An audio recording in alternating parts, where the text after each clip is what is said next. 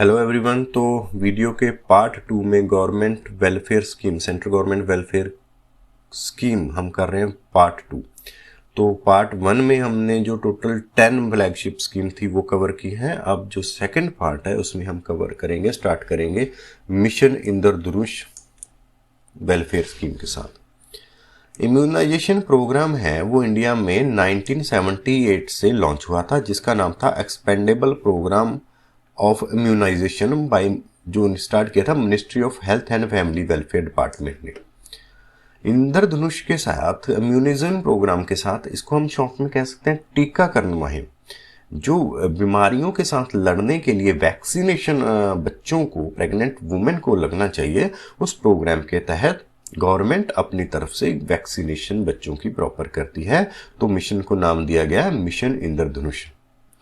1985 में प्रोग्राम को मॉडिफाई किया गया यूनिवर्सल इम्यूनाइजेशन प्रोग्राम के साथ, जिसको फेज्ड मैनर में देश के जो अलग अलग डिस्ट्रिक्ट हैं उनको कवर किया गया था। ये जो प्रोग्राम था लार्जेस्ट हेल्थ प्रोग्राम था in world. Universal immunization programme है वो, इसके तहत फ्री वैक्सीनेशन थी वो प्रोवाइड करवाई जाती थी, जिसमें जो डिजीज होने वाली डिजीज हैं, पोलियो जैसी डिजीज हैं, उनको खत्म करने के लिए बच्चों को फ्री ऑफ कॉस्ट है वो वैक्सीनेशन की जाती थी। प्रोग्राम को और री एनर्जाइज करने के लिए, स्ट्रेंथ करने के लिए, सो दैट कि इसकी पूरी इम्यूनाइजेशन उसको कवर हो जाए, गवर्नमेंट इंडिया ने इसको नाम दिया मिशन इंद्रधनुष दिसंबर 2014 में। जो मिशन इंद्रधनुष का जो अल्टीमेट एम था वो पूरी तरह से इम्यूनाइजेशन करना, की जो वैक्सीन है 2 साल तक के बच्चे और प्रेग्नेंट लेडी को है सबको अवेलेबल हो सके। इसके तहत गवर्नमेंट ने 201 हाई फोकस डिस्ट्रिक्ट जो 28 स्टेट में है उनको आइडेंटिफाई किया, जिसमें जो पार्शियली इम्यूनिटी और अनइम्यूनिटी चिल्ड्रन है उसको आइडेंटिफाई किया गया 201 जो हाई फोकस डिस्ट्रिक्ट है उसमें। उसके बाद जो सेकंड मिशन इसके तहत वो लॉन्च हुआ था वो इंटेंसिफाइड मिशन इंद्रधनुष था।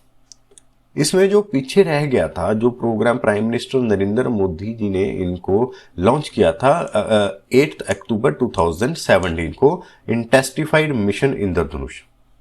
इस ड्राइव के थ्रू जो स्पेशल फोकस था वो उन डिस्ट्रिक्ट को कवर करने का था जो डिस्ट्रिक्ट हैं वो इम्यूनाइजेशन से रह गई हैं, और इसके तहत जो 90% से अबव है वो दिसंबर 2018 तक इसका मिशन था। अब जो सेकंड फेज चल रहा है इंटेंसिफाइड मिशन इंद्रधनुष 2, इसका जो मिशन है वो जो लोग बच्चे रह गए हैं, वो प्रेग्नेंट लेडी रह गई है, उनको टीकाकरण और उनको वैक्सीनेशन है वो पहुंचे।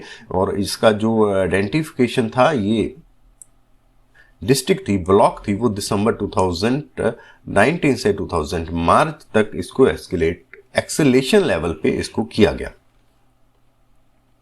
उसके बाद जो सेकंड स्कीम की हम बात करेंगे वो है आयुष्मान भारत।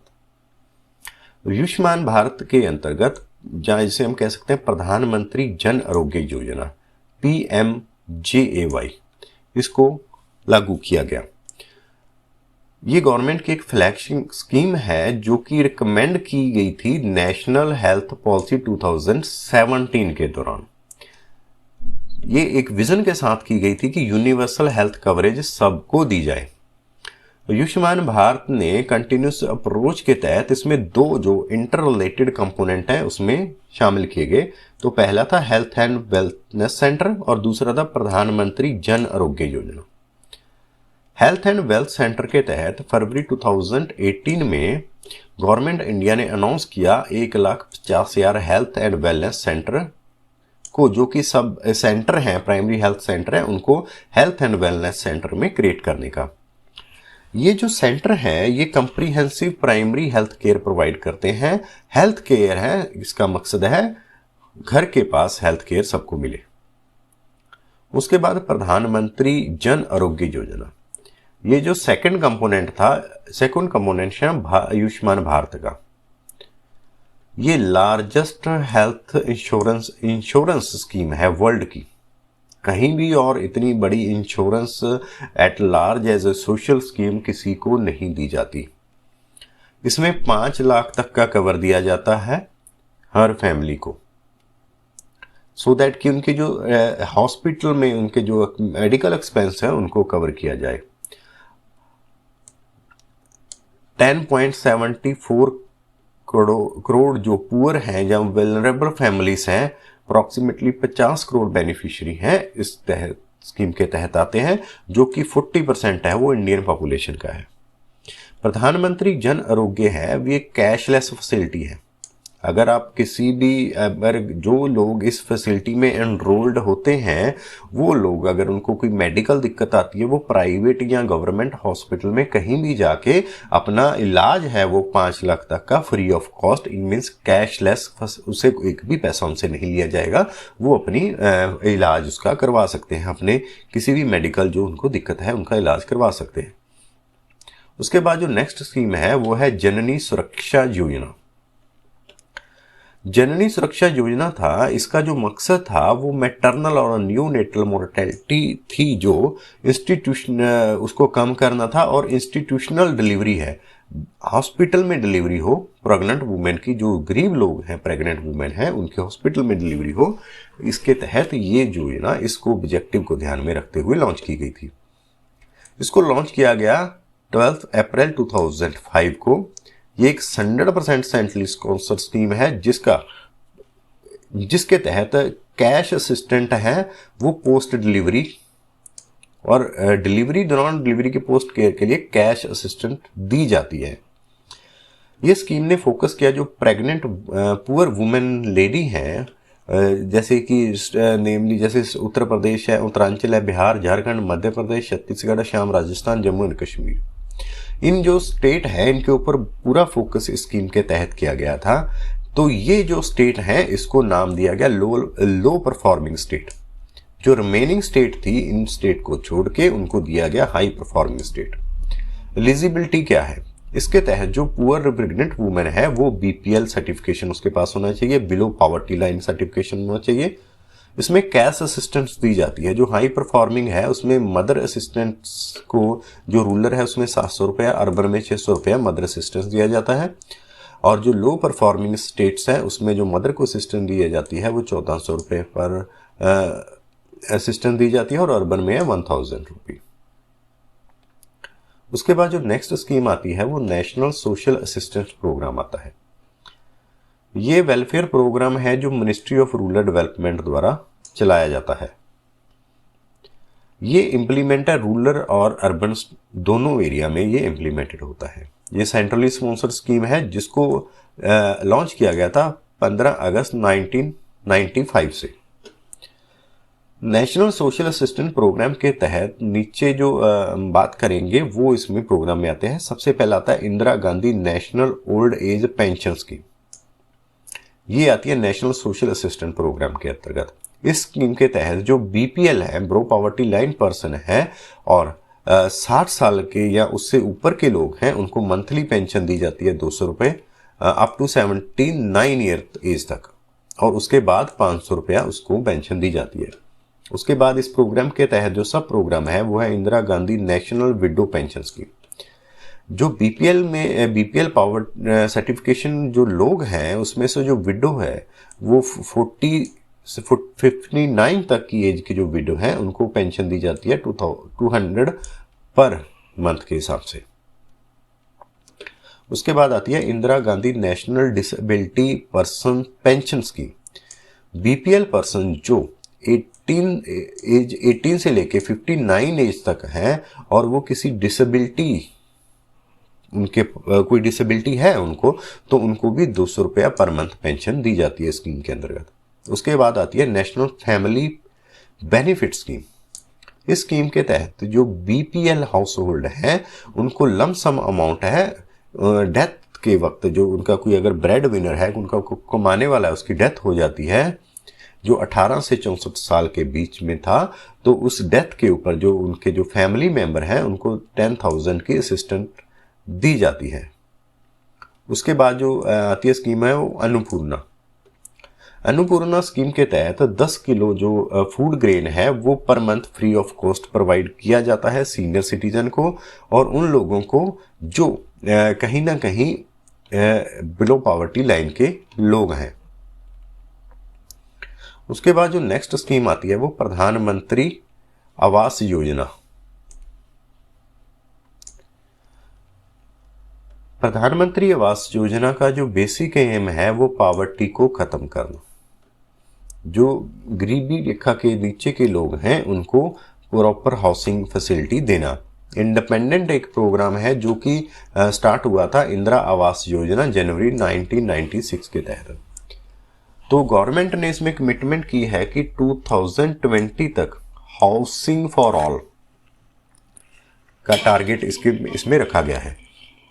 तो इंदिरा आवास योजना को रिकंस्ट्रक्ट किया गया था प्रधानमंत्री आवास योजना के साथ, जो 1 अप्रैल 2016 को इसको रीलॉन्च किया गया।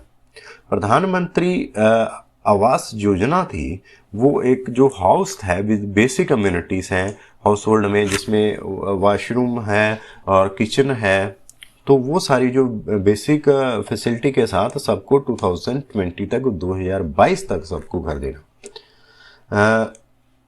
जो लोग हैं जिनके पास घर नहीं है या वो एक या दो कच्चा मकान में रह रहे हैं या जिनकी छत है वो कच्चा पोर्शन रूफ है, उनको ये टारगेट करके ये रखा गया है, ये घर प्रोवाइड किया जाता है। उसके बाद आती है Mahatma Gandhi national rural employment guarantee act. Mahatma Gandhi employment guarantee act 2005, जिसको बाद में Mahatma Gandhi national rural employment guarantee act मनरेगा के तहत लॉन्च किया गया था।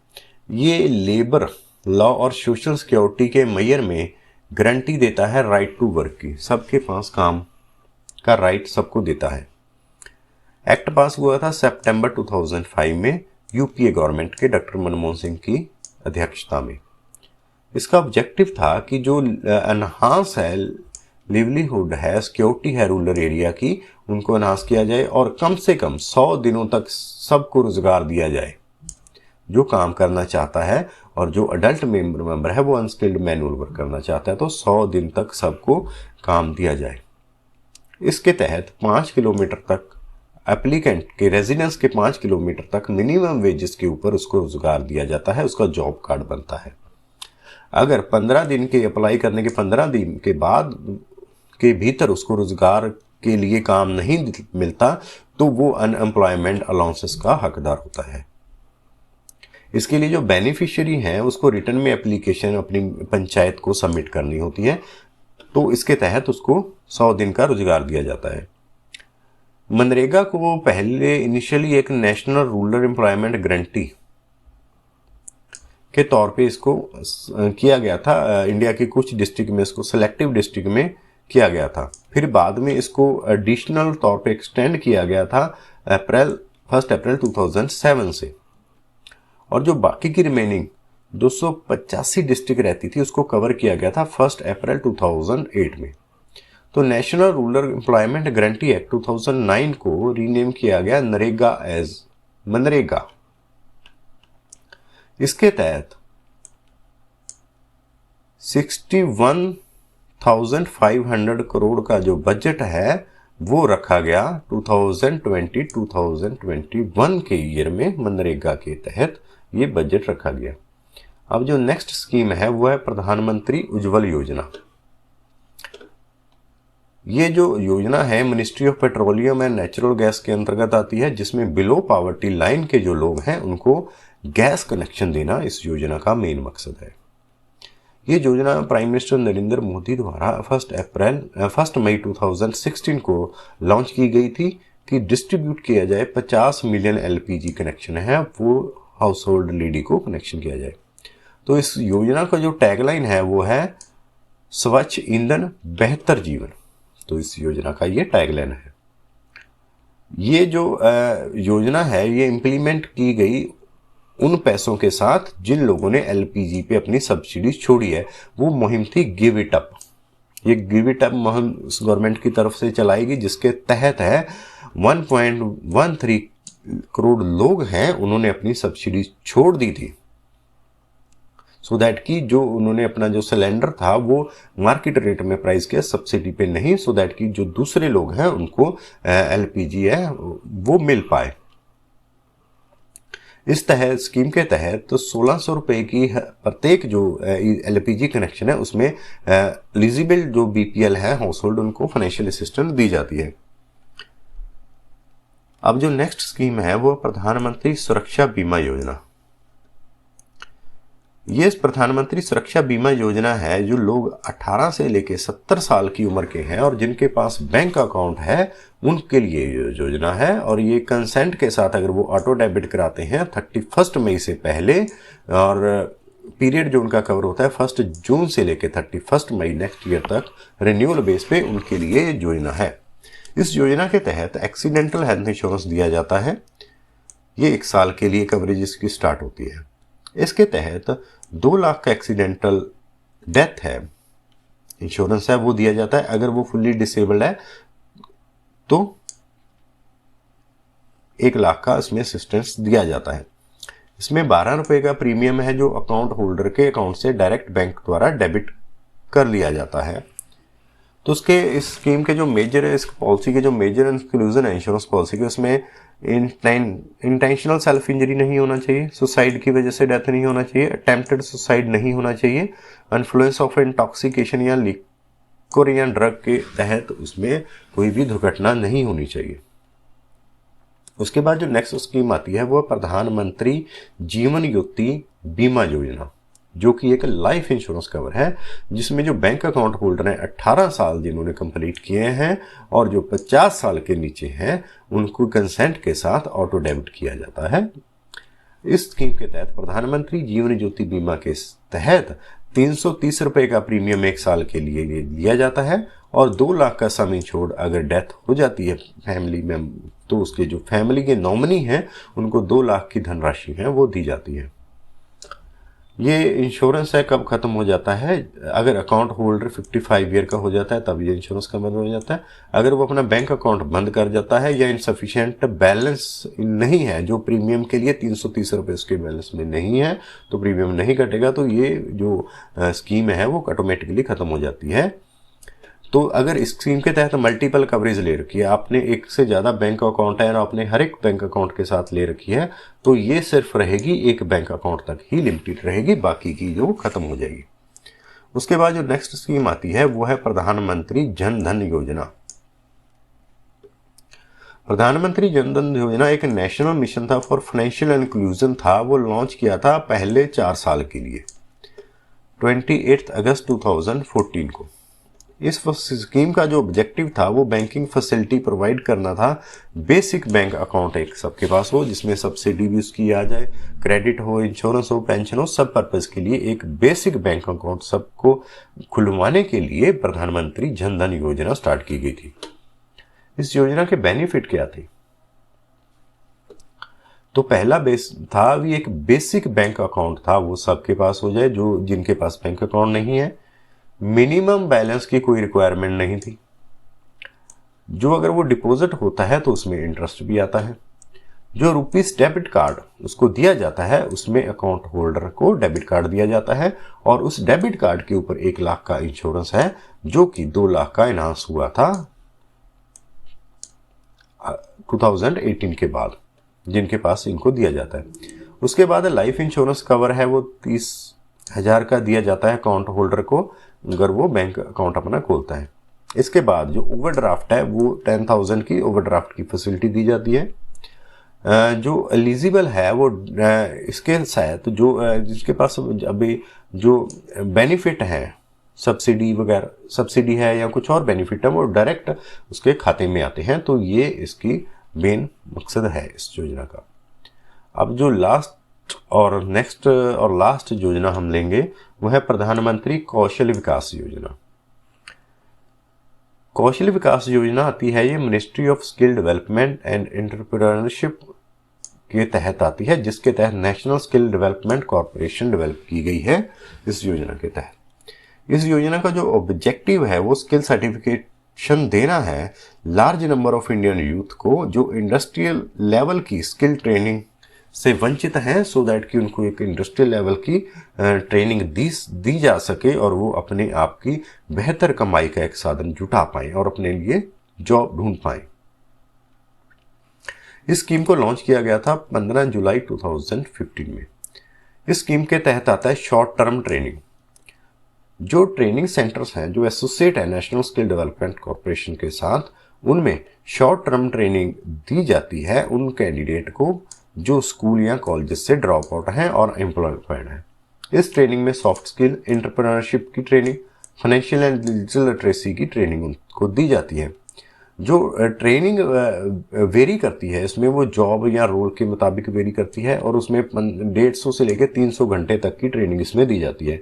सक्सेसफुल ट्रेनिंग होने के बाद कैंडिडेट की असेसमेंट की जाती है, उसको प्लेस करवाया जाता है ट्रेनिंग पार्टनर के द्वारा अलग अलग जॉब में। उसके बाद जो इसके तहत प्रोग्राम आता है वो रिकॉग्नाइजेशन ऑफ प्रायर लर्निंग आता है। इंडिविजुअल प्रायर लर्निंग, जिनके पास कुछ ऑलरेडी स्किल थोड़ा बहुत है, उन लोगों को ट्रेनिंग दी जाती है सो दैट कि वो अपनी कॉम्पिटेंस को और इन्हांस कर पाए। उसके बाद जो स्पेशल प्रोजेक्ट हैं उसमें इनमें ट्रेनिंग दी जाती है। स्पेशल प्रोजेक्ट में कंपोनेंट में आता है जैसे कोई अलग अगर कोई गवर्नमेंट स्पेशल ट्रेनिंग है या गवर्नमेंट जॉब में या गवर्नमेंट बॉडी में कुछ प्रोजेक्ट के ऊपर ट्रेनिंग है, वो भी ट्रेनिंग इस स्पेशल प्रोजेक्ट ट्रेनिंग प्रोग्राम के तहत दी जाती है। स्पेशल प्रोजेक्ट ट्रेनिंग कुछ ऐसे प्रोग्राम हैं जिसमें जो टर्म्स एंड कंडीशन है वो शॉर्ट टर्म्स और कोई और ट्रेनिंग के तहत उसमें वो एप्लीकेबल या उसमें वो कवर नहीं होती। तो ये स्कीम के तहत इन शॉर्ट जो प्रधानमंत्री कौशल विकास योजना का जो मेन मोटो है वो उन लोगों को, अनएम्प्लॉयड यूथ को एम्प्लॉय करना, स्किल करना, सो दैट कि उनकी प्रॉपर एक बेहतर है वो अच्छी जगह पे जॉब में प्लेसमेंट हो पाए। तो ये हमारा जो वीडियो था, लेक्चर था, ये सेंट्रल गवर्नमेंट की फ्लैगशिप जो प्रोग्राम था उनके ऊपर था। तो thank you for watching this video. Thank you.